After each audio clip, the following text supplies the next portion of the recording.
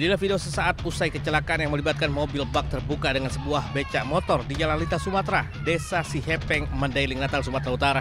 Usai menabrak becak motor, laju mobil yang hilang kendali lantas terhenti setelah menabrak tembok pagar sekolah dasar. Kejadian bermula saat mobil terbuka melaju dari arah Padang Sidimpuan menuju Penyambungan. Saat di jalan menikung, mobil tiba-tiba oleng langsung menabrak sebuah becak motor yang datang dari arah berlawanan. Akibatnya becak motor yang berpenumpang 3 orang termasuk pengemudinya mengalami luka parah. Saat dibawa ke puskesmas setempat, salah seorang penumpang bentor yang merupakan balita berusia 3 tahun meninggal dunia karena luka parah akibat saat kecelakaan terlepas dari pangkuan ibunya.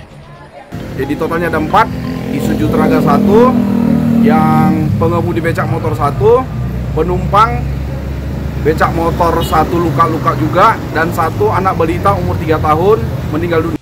Polisi dari unit Gakum Satlantas Polres Mandailing Natal yang menangani kasus ini telah menangkap sopir mobil bak terbuka. Namun yang bersangkutan belum dapat dimintai keterangan karena masih shock dan menjalani perawatan di fasilitas kesehatan setempat. Dari Mandailing Natal, Sumatera Utara, Ahmad Hussein Lubis, Anyus melaporkan.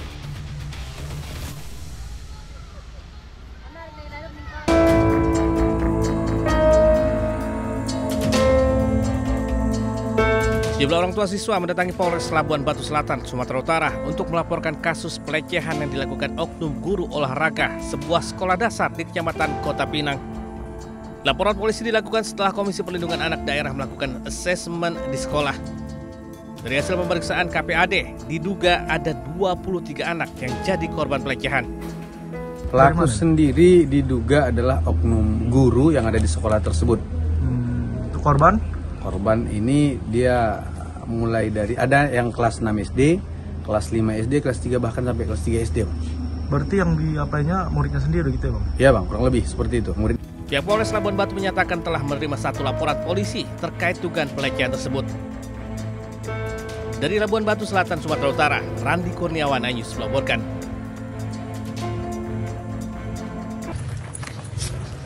Ini apa ini? Hidup.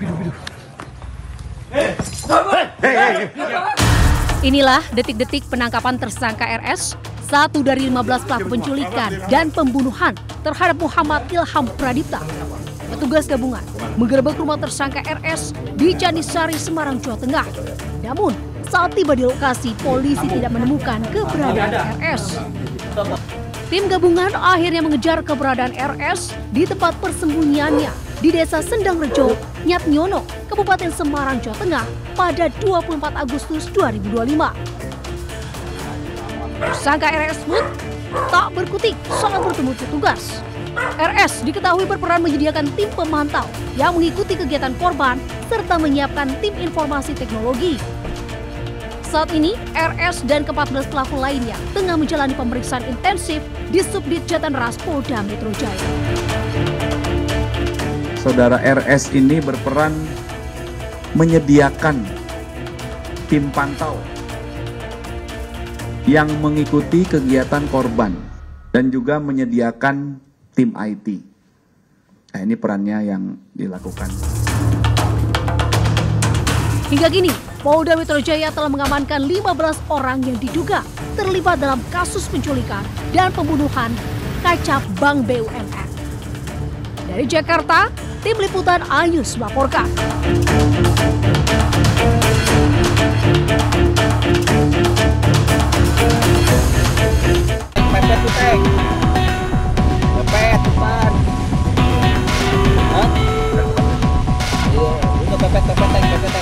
Pengacara tersangka pembunuhan kepala cabang sebuah bank, Adrianus Agal, mengungkap adanya pembagian tugas dalam kasus kematian kepala cabang Bank BUMN, Muhammad Ilham Pradipta.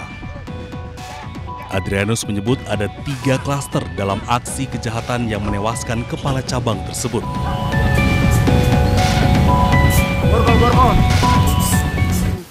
Ada 3 klaster.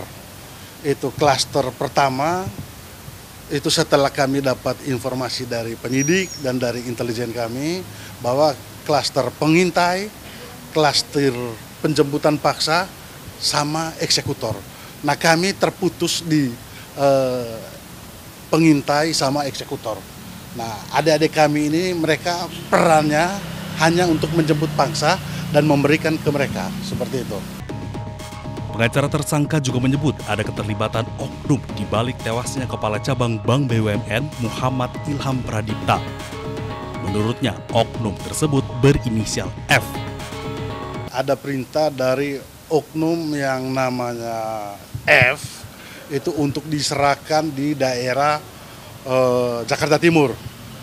Berapa jam setelah itu mereka dipanggil lagi untuk mengantar pulang si korban. Nah, pada saat waktu ketemu lagi, disitulah bahwa mereka melihat korban ini sudah tidak bernyawa lagi. Tapi yang menjadi catatan kami di sini, pada saat mereka mengantar itu, mereka juga dalam tekanan. Jasad Kepala Cabang BUMN Ilham Pradipta ditemukan di Desa Nagasari, Kabupaten Bekasi, Jawa Barat. Polisi telah menangkap 15 orang dalam kasus ini. Keluarga korban berharap para pelaku dihukum dengan maksimal. Dari Jakarta, Tim Liputan iNews melaporkan.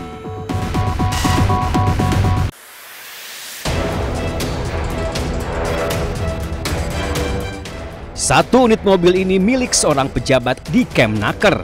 Diduga mobil ini didapat dari hasil pemerasan dalam penerbitan sertifikasi K3 yang tengah diusut KPK. Kini mobil ini sudah disita KPK dan sengaja dipajang di halaman gedung KPK. Sebelumnya Selasa siang, KPK juga sudah menggeledah rumah Immanuel Ebenezer di kawasan Pancoran, Jakarta Selatan. Dari rumah mantan Wamenaker itu, KPK juga menyita 1 unit mobil Alphard dan 4 buah ponsel yang diduga sengaja disembunyikan di plafon rumah Noel. Rencananya KPK akan segera membuka isi ponsel itu untuk menelusuri dugaan pemerasan pengurusan sertifikat keselamatan dan kesehatan kerja atau K3 di Kementerian Ketenagakerjaan. Kini penyidik tengah menelusuri jejak 3 mobil mewah milik Noel. 3 mobil itu meledak raib usai dirinya terkena OTT KPK. Untuk pencarian 3 kendaraan roda 4 yang kemarin kami sampaikan, sampai dengan hari ini masih terus dilakukan pencarian oleh penyidik dan KPK mengimbau kepada pihak-pihak yang mengetahui keberadaan dari aset-aset yang diduga terkait ataupun berasal dari dugaan tindak pidana korupsi ini untuk kooperatif.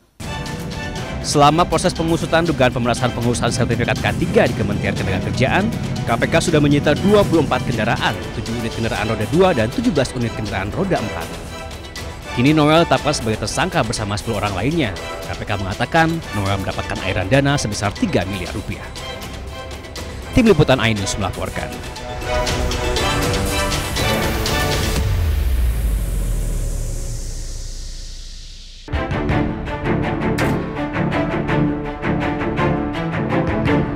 Tim penyidik Jaksa Agung Muda Tindak Pidana Khusus Jampitsus Kejaksaan Agung kembali menyita aset milik Muhammad Riza Khalid tersangka kasus korupsi dan tindak pidana pencucian uang. Aset Riza Khalid yang disita berupa tanah dan bangunan seluas 6.500 meter di perumahan Rancamaya Golf Estate Bogor, Jawa Barat.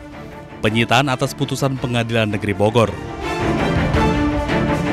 Kepemilikan aset tersebut bukan atas nama Riza Khalid, namun atas nama perusahaan. Aset tersebut dibeli menggunakan uang Riza Khalid dan disamarkan kepemilikannya menggunakan nama perusahaan. Setidaknya ada 3 sertifikat kepemilikan yang tercantum dalam aset tersebut. Sementara nilai dari 3 aset tersebut masih dalam proses perhitungan. Penggeledahan penyitaan terhadap tanah beserta bangunan diduga merupakan hasil dan sarana kejahatan dalam perkara TPPU yang tindak pidana asalnya dari tindak pidana korupsi tata kelola minyak mentah dan produk kilang minyak. Itu ada di wilayahnya itu kurang di daerah perumahan Rancamaya Golf Estate nomor 9, 10, dan 11. Kurang lebih 6.500 meter, terdiri dari 3 sertifikat. Sudah dilakukan penyitaan dan sudah mendapatkan penetapan dari Pengadilan Negeri Bogor. Sebelumnya Riza Khalid dan 8 orang lainnya menjadi tersangka atas kasus dugaan korupsi dan pencucian uang kasus tata kelola minyak mentah dan produk kilang pada Pertamina Subholding. KPK juga telah menyita aset Riza Khalid berupa 9 mobil mewah. Sementara hingga kini Riza Khalid belum juga ditahan karena masih berada di luar negeri. Tim Liputan iNews melaporkan.